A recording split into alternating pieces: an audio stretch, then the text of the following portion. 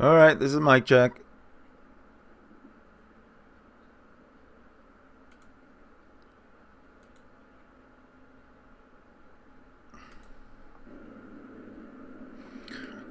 All right, this is mic check.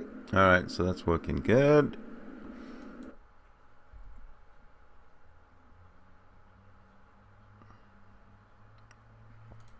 Hey, everybody. I'm going to do a second mic check because I never know.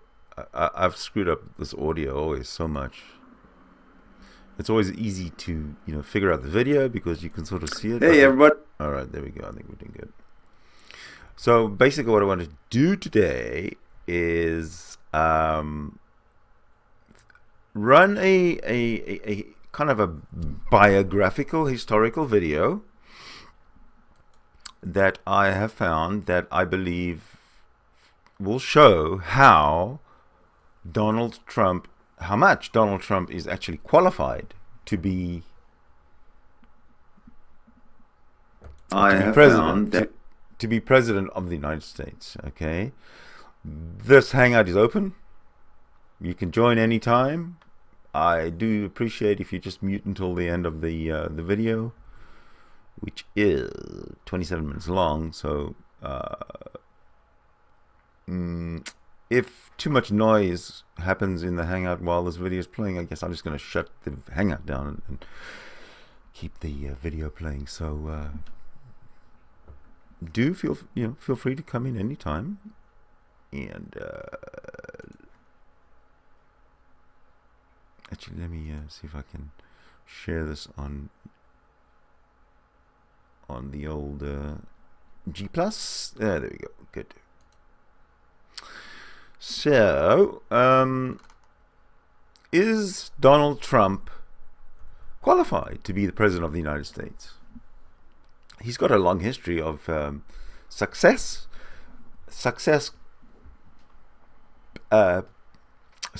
brings on celebrity status. When you're a celebrity, you get interviewed a lot.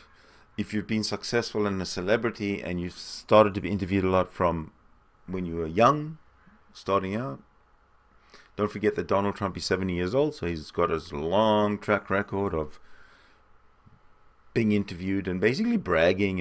And I remember when Arnold Schwarzenegger was running for the governorship of California, he was bragging. Listen, I went when I went to bodybuilding, I didn't go for Mr. Seattle or Mr. Austria or Mr. USA or I went for Mr. Universe. I went for the top, and that's kind of the way Donald Trump comes across. If I'm going to run, I'm going to win because I'm. Anyway, I'll let Donald speak for himself. I'll let the interviewers that interview him, sort of handle it. So let's see. Let me just I tell you what, let me just organize this a little bit differently. Oh, that's nice. Let me just take myself a little bit out of the limelight somewhat. How about that? There we go. So I'll still be watching, but I think the video should be ready to go. Well, let's give it a try, shall we?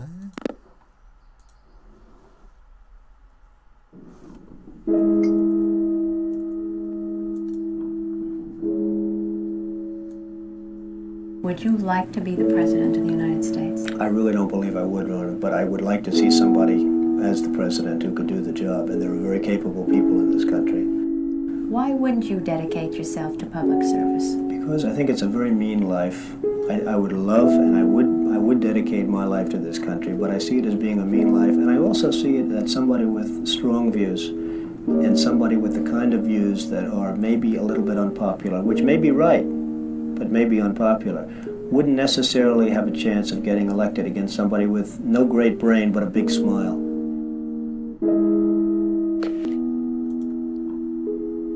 But you might be classified as an Eastern Republican. Fair? Well, I guess you could say that, yes. Which means kind of a Rockefeller, Chase Manhattan Republican? I never thought of it in those terms. How do you define it? Are you a Bush Republican? No, I think I'm really, the people that I do best with are the people that drive the taxis. You know, wealthy people don't like me because I'm competing against them all the time, and they don't like me, and I like to win. The fact is, I go down the streets of New York, and the people that really like me are the taxi drivers and the workers, etc., etc. I mean, I really get a great response. Why are you a Republican? I have no idea. I mean, I am a Republican because I just believe in certain principles of the Republican Party.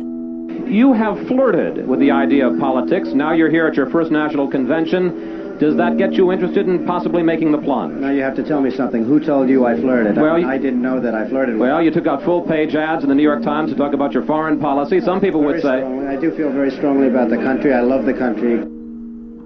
You've become a role model in this country. The reason that your book sells, the reason that your board game sells, is because people are looking to leaders. People are looking for values, and you're one of the people. And it's no... You may dismiss it, but people are talking about, you know, Donald Trump for president. What they're really talking about is Donald Trump, show us the way. Well, be the true white hat. I'm, again, somebody that has a good instinct financially. I have had historically. I've followed markets. I've been going in the right direction, whether it's New York real estate or stocks or whatever. I know from a common sense financial standpoint that something has to burst. When a country is losing billions and billions and billions of dollars a year, and when other countries are making hundreds of billions of dollars, something is going to burst, and it's going to start here. I know it. It's a question of when. To me, it's not a question if, it's a question of when. And unless we're going to solve our problem, and the problem is caused by our allies, unless we're going to solve that problem, this country is in very, very big trouble. And I'm not talking recession kind of trouble, I'm talking depression kind of trouble. Would you really like to take over and run the country as you have run your organization? I would much prefer that somebody else do it. I just don't know if the somebody else is there. I don't know if we have the kind of advocate that you need. We need major surgery. This country needs major surgery. Are you the surgeon? I think I do a fantastic job, but I really would prefer not doing it. Are you saying you will take it only if drafted? No, I'm not saying that. I'm saying that I hope that somebody comes along who can be an advocate, and I think that somebody will be so popular. But you haven't seen it. He or she will be the most. But I don't see it now. I wish that person were there. But again, I do know one thing. It's not a question. This country is losing hundreds of billions. It's not a question if, it's a question when. I have never understood how this is possible. I have never understood how somebody throughout this country didn't sue the United States government and have that overturned. I mean, you had people, investors, investing over a 10-year period for under a set of conditions. And this is, as I was talking before, playing the game. We're all playing by a certain set of rules. The rules were changed for the government, but they weren't changed for us. I mean, it was an incredible circumstance that happened. And people went bust by the hundreds of thousands. And I hope you weren't one of them in terms of that, but obviously you know a lot of people that were. They changed the rules on taxes. And you have some incredible situations where people guaranteed personally a stream of payments to be paid over a 10-year period based on a stream of tax benefits for perhaps a very good job, like a low-income housing development. Nothing wrong with that, a very positive thing. And after 2 years, they got wiped out with the taxes, and yet they still owed all of this money. And many of these people, most of these people, had to declare bankruptcy. They couldn't pay it. I deal with foreigners all the time. I deal with foreign leaders all the time. I know many of the foreign leaders probably better than a lot of the so-called candidates that are running on the Republican and Democratic tickets. I think I'd get along very well with them, and I think you'd have a lot less gridlock in Washington if I decide to do this and if I won. You know, nobody talks about the soldiers that are coming back with no arms and no legs. And I saw at Mar-a-Lago on Mondays, I make Mar-a-Lago my club that you know about. In Palm Beach. I make that twice now. On a Monday, I let returning Iraqi injured soldiers come to the premises. The most beautiful people I've ever seen, but they're missing arms and legs. They're with their wives, sometimes they're with their girlfriends, and the tears are coming down the faces of these people.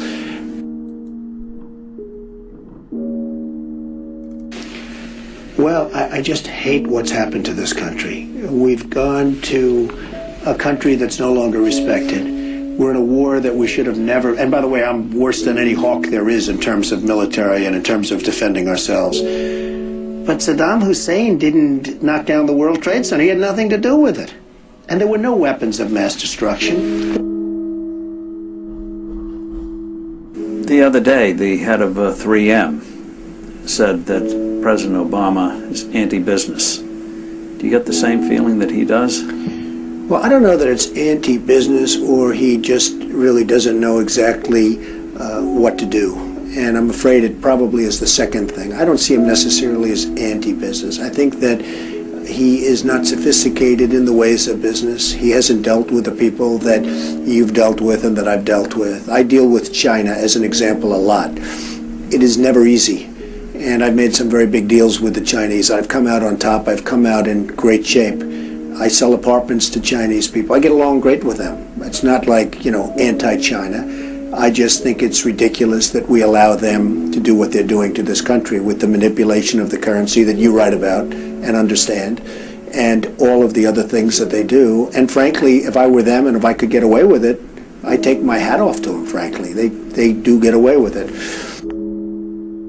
And I hire companies all the time, and it's so hard for our companies to compete against Chinese companies. I mean, these companies have such an advantage, whether it's glass for a curtain wall or whether it's, and you use the term because you know what's happened, sheetrock. I mean, they used to give us sheetrock, just give it. And everybody that was unfortunate enough to use Chinese sheetrock had problems. I mean, problems like where people were dying from it. The good news, Steve, our product is much better, but with the manipulation of their currency, it's very, very, very hard for our companies to compete.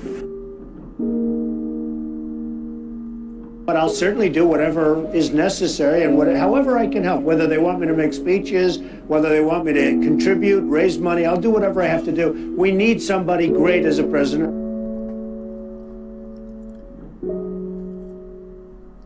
I know that you were mentioning that Aaron and I did a kind of an interesting video not that long ago in August about how things have fallen apart. But at that point, the only people who were saying it were us and you. I was saying it a long time ago. And frankly, they're talking about 50 basis points.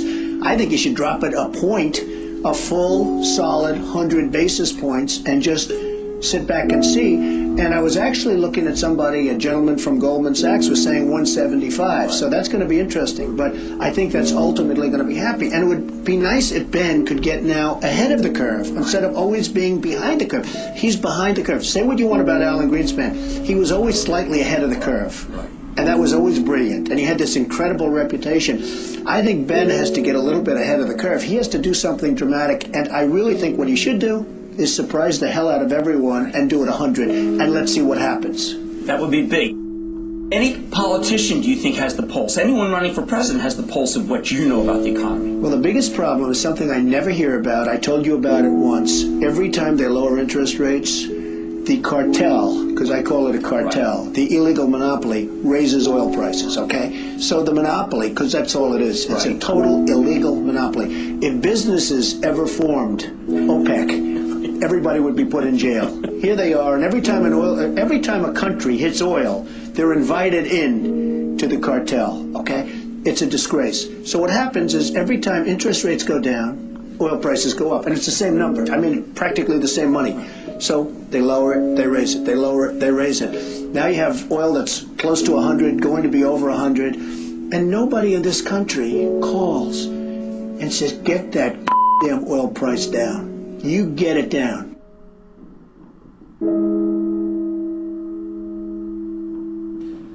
But I have to tell you that our country is in serious, serious trouble. We owe $17 trillion on debt.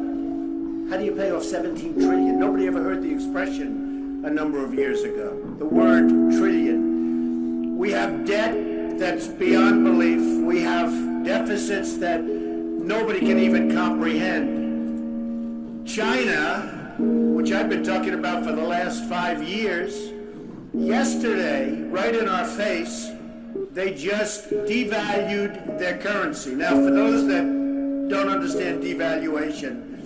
What they're basically doing is saying, we're really ripping you big league. Nobody's ever done it better than us, but now we're going to really do it again. And the reason they did it, and everybody was surprised by it, was because our leadership is so weak and so pathetic that they can get away with it. And believe me, they're taking our jobs, and they're taking a big league. And China's not the only one. You look at other countries, they're all doing the same thing. They have no respect for our leader, and frankly, they have no respect any longer for our great country. And it's so simple to solve. What we need is a strong economy. What we need is jobs. Now you hear these phony job numbers, 6.7%. The 6.7% is probably 21 or 22% real numbers. When you give up looking for a job, it's like they consider you employed. It's amazing. They changed this. You know, in the old days, if you had people that couldn't find work, they couldn't find work. Today, such a huge number. Now you look at what's going on with Afghanistan. You have Karzai that's treating our president like he doesn't even exist. So they make a deal, and I'm not advocating stay, because frankly, I want to build this country. I want to build these schools. I don't want to build a school in Afghanistan, a road going to the school, watch it get built up and then blown up 4 times, and they keep rebuilding and rebuilding. And you go to Brooklyn, New York, and you can't have schools. You go to Iowa, you can. You go to wherever you go, and you can't have schools. Because we don't have any money, because we're spending it in other places where, frankly, they don't want us, and I don't want them. And it's amazing.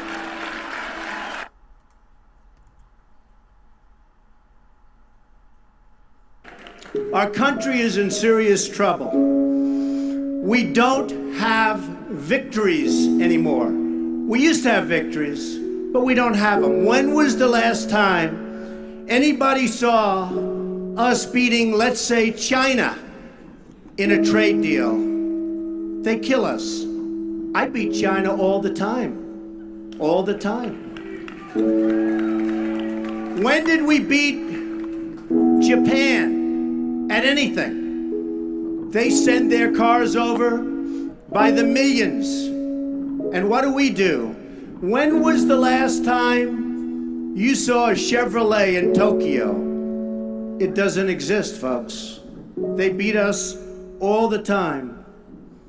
When do we beat Mexico at the border? They're laughing at us, at our stupidity. And now they're beating us economically. They are not our friend, believe me. But they're killing us economically. The U.S. has become a dumping ground for everybody else's problems. Thank you. It's true. Islamic terrorism is eating up large portions of the Middle East. They become rich. I'm in competition with them. They just built a hotel in Syria. Can you believe this? They built a hotel. When I have to build a hotel, I pay interest. They don't have to pay interest because they took the oil that when we left Iraq, I said we should have taken. So now ISIS has the oil. And what they don't have, Iran has. And in and I will tell you this, and I said it very strongly, years ago, I said, and I love the military, and I want to have the strongest military that we've ever had, and we need it more now than ever, but I said, don't hit Iraq, because you're going to totally destabilize the Middle East. Iran is going to take over the Middle East. Iran and somebody else will get the oil, and it turned out that Iran is now taking over Iraq. Think of it. Iran is taking over Iraq, and they're taking it over big league. We spent $2 trillion in Iraq. trillion. We lost thousands of lives, thousands in Iraq. We have wounded soldiers who I love. They're great, all over the place. Thousands and thousands of wounded soldiers. And we have nothing. We can't even go there. We have nothing.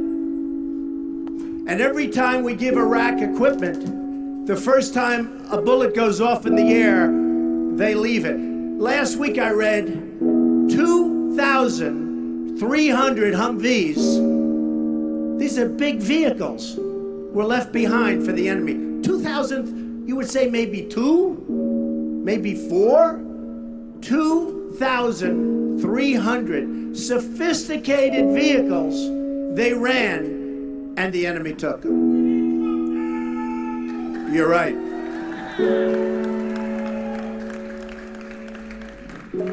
Last quarter, it was just announced, our gross domestic product, a sign of strength, right?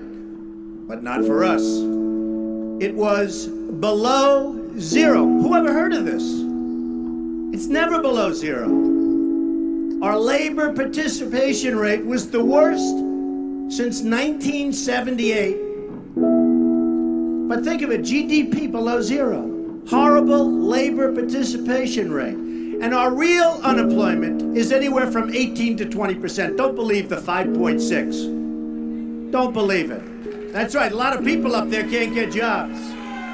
They can't get jobs because there are no jobs. Because China has our jobs and Mexico has our jobs. They all have our jobs. But the real number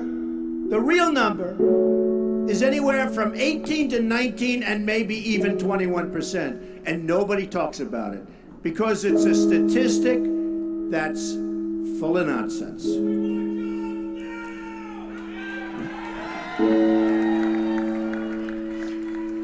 Our enemies are getting stronger and stronger by the day, and we as a country are getting weaker. Even our nuclear arsenal doesn't work. It came out recently. They have equipment that's 30 years old. They don't even know if it worked. And I thought it was horrible when it was broadcast on television, because boy, does that send signals to Putin and all of the other people that look at us and they say, that is a group of people, and that is a nation that truly has no clue. They don't know what they're doing. They don't know what they're doing.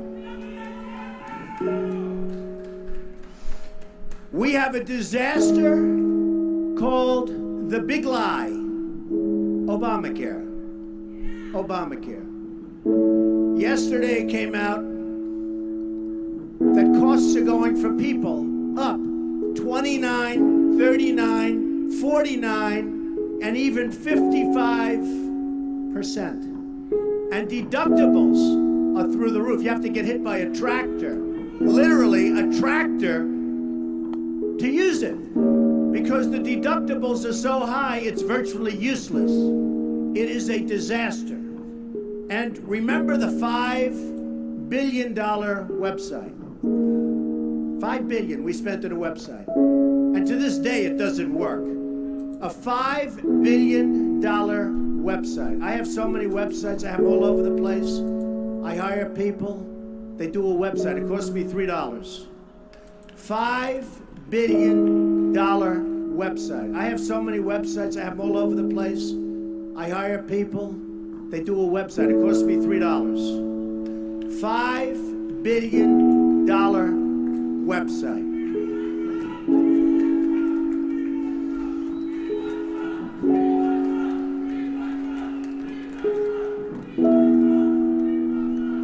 Well, you need somebody, because politicians are all talk, no action. Nothing's going to get done. They will not bring us, believe me, to the promised land. They will not. As an example, I've been on the circuit making speeches, and I hear my fellow Republicans, and they're wonderful people. I like them. They all want me to support them. They don't know how to bring it about. They come up to my office. I'm meeting with 3 of them in the next week. And they don't know, are you running?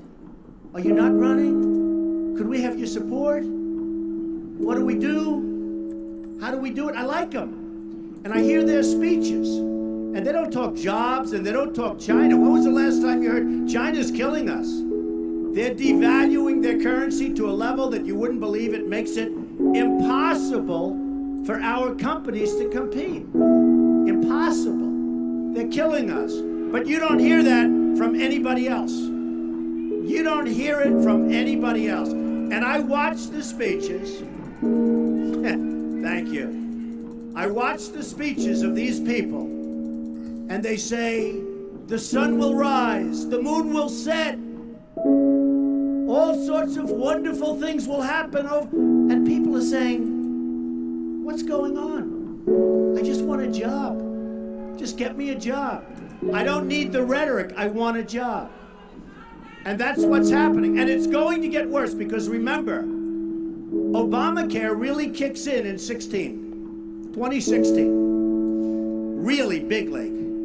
It is going to be amazingly destructive. Doctors are quitting. I have a friend who's a doctor, and he said to me the other day, Donald, I never saw anything like it. I have more accountants than I have nurses. It's a disaster. My patients are beside themselves. They had a plan that was good. They have no plan now. We have to repeal Obamacare, and it can be replaced. And it can be replaced with something much better for everybody. Let it be for everybody, but much better and much less expensive for people and for the government. And we can do it. So, I've watched the politicians. I've dealt with them all my life. If you can't make a good deal with a politician, then there's something wrong with you. You're certainly not very good. And that's what we have representing us. They will never make America great again. They don't even have a chance. They're controlled fully. They're controlled fully by the lobbyists, by the donors, and by the special interests, fully. They control them. Hey, I have lobbyists, I have to tell you. I have lobbyists that can produce anything for me. They're great. But you know what? It won't happen. It won't happen. Because we have to stop doing things for some people, but for this country, it's destroying our country. We have to stop, and it has to stop now. Now, our country needs a truly great leader. And we need a truly great leader now. We need a leader that wrote The Art of the Deal. We need a leader that can bring back our jobs, can bring back our manufacturing, can bring back our military, can take care of our vets. Our vets have been abandoned. And we also need a cheerleader. You know, when President Obama was elected, I said, well, the one thing I think he'll do well, I think he'll be a great cheerleader for the country. I think he'd be a great spirit. He was vibrant, he was young. I really thought that he would be a great cheerleader. He's not a leader, that's true. You're right about that. But he wasn't a cheerleader. He's actually a negative force. He's been a negative force. He wasn't a cheerleader. He was the opposite. We need somebody that can take the brand of the United States and make it great again. It's not great again.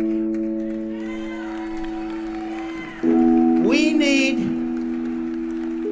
need somebody. We need somebody that literally will take this country and make it great again. We can do that. And I will tell you, I love my life. I have a wonderful family. They're saying, Dad, you're going to do something that's going to be so tough. You know, all of my life I've heard that a truly successful person, a really, really successful person, and even modestly successful, cannot run for public office. Just can't happen. And yet that's the kind of mindset that you need to make this country great again. So, ladies and gentlemen, I am officially running for President of the United States, and we are going to make our country great again.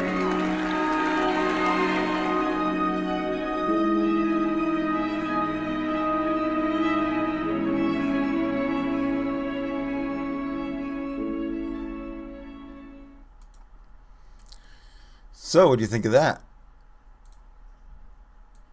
All right, so there we go. All right, so I'm going to keep this hangout open for a little bit longer, so we can, if you'd like to come in and tell me how much you really appreciate Donald Trump being president of the United States, this is the place to be. What I want to do is take this this rolling thing and make it a little bit sort of easy to see. How's that? I'm not quite sure which way to go. Let's try it this way.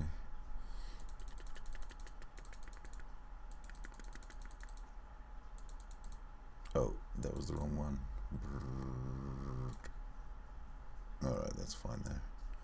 How about this? Ah, there we go. Alright. So if anybody wants to come in and talk about Donald Trump for president, the hangout is open for you to come on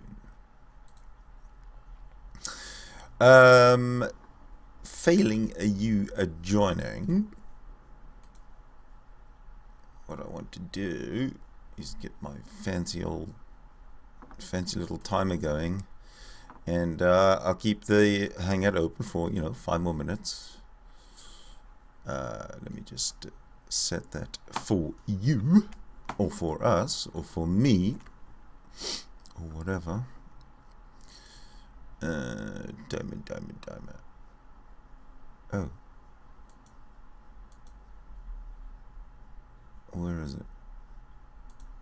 Where's this bloody time? Oh, there it is. So how come it's not broadcasting anything? Oh, I suppose I've got to tell it that it's a timer. There you go. You're a timer.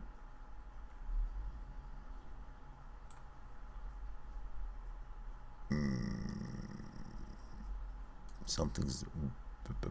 Oh. Do you take rid of that? Get rid of that. Aha. There it is. Right then. The timer is starting now. Alright, so in 5 minutes, this hangout's going to end. Unless anybody joins. In the meantime, I am going to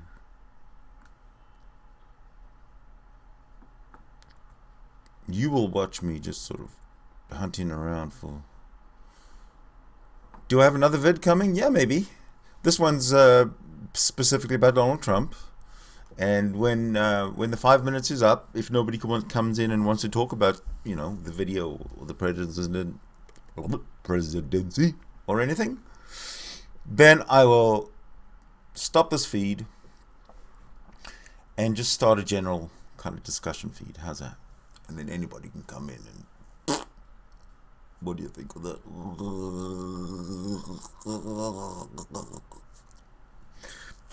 Alright. So, please feel free to come in to the hangout. La la la la la la la. I don't mind if nobody comes in, because then it keeps the broadcast to a sort of a reasonable limit. You know what I mean? Because right now we're at 38 minutes, and that's great. Anything that's actually too long, really, for Well, for a general discussion hangout that's actually having discussion, it could be any length. But for something, you know, you watch a video and discuss it, that's fine. Doesn't look like there's going to be much discussion though. But what I do want to show you is what happens when the timer hits 0. And you know that you're out of time, because this is the timer I'm going to use for moderating, you know.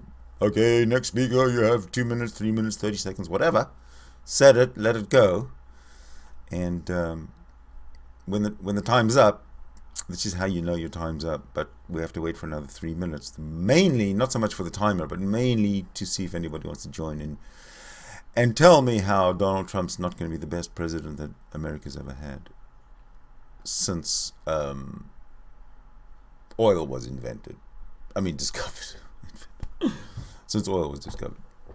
And the combustion engine was invented and stuff. So 2.5 minutes, babies.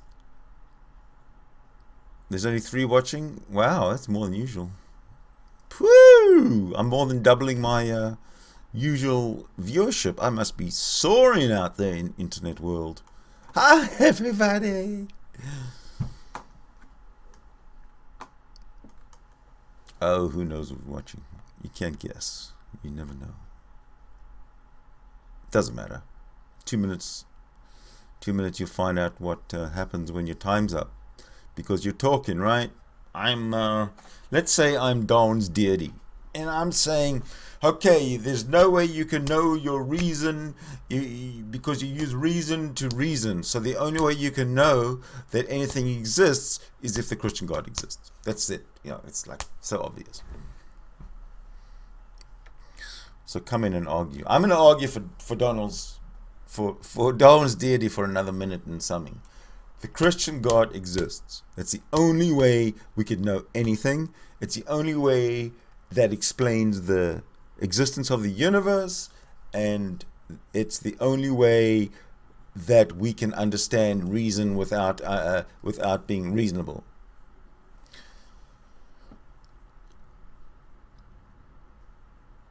I don't know. Hell, man. I'm not joining. I know who. Oh, you know who's watching? Bunto?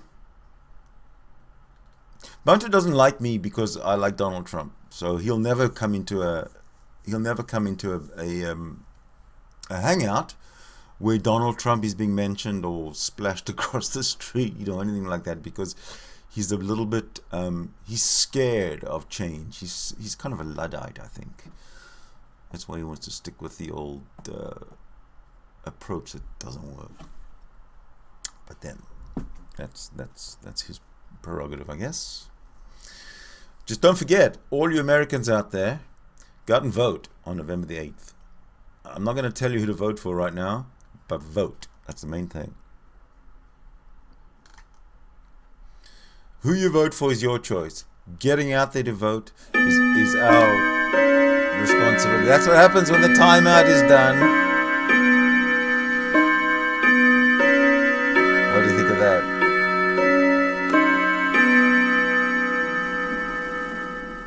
Alright, there you go. So that's what happens when the timeout is over. And that means that this hangout can come to a close pretty quickly.